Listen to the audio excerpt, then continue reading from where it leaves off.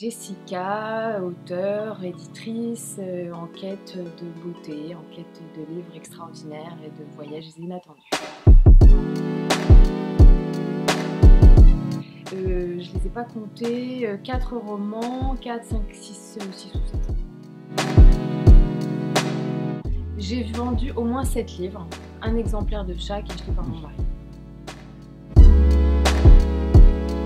Tous ceux qui écrivent sont dangereux, les écrivains sont des vampires, les écrivains attrapent ce qui passe à leur portée et s'en servent pour nourrir leur imagination.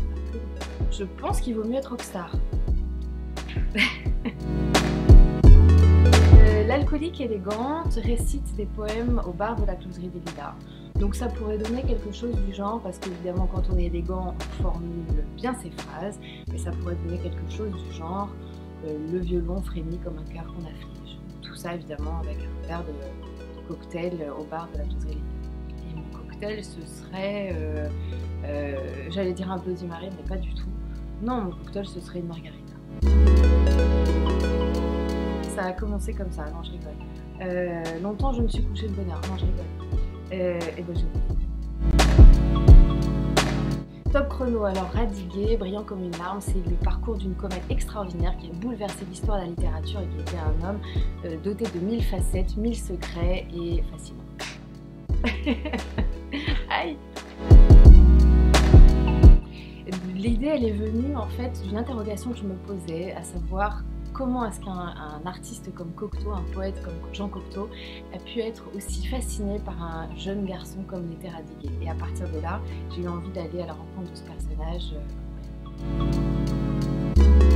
C'est une période que j'affectionne tout particulièrement parce que c'est une parenthèse en fait dans l'histoire du XXe siècle. C'est une époque, c'est un moment où la France, le monde a déjà beaucoup souffert. On est au sortir de la Première Guerre mondiale et les hommes et les femmes ne le savent pas encore, mais une deuxième guerre s'annoncera plus tard. Et donc dans cette parenthèse entre deux périodes de conflit, il y a un extraordinaire bouillonnement, mélange des cultures, rencontre de personnalités venues de pays de toute l'Europe. Et c'est ce foisonnement-là que je trouve particulièrement passionnant.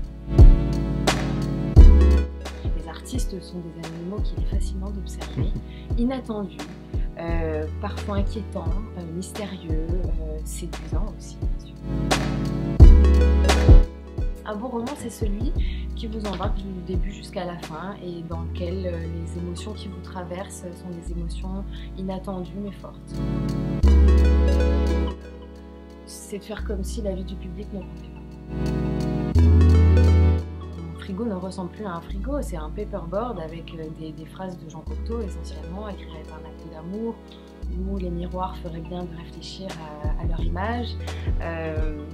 Voilà, j'en ai beaucoup des comme ça, mais c'est vrai que Jean Cocteau m'inspire particulièrement. Bonne lecture.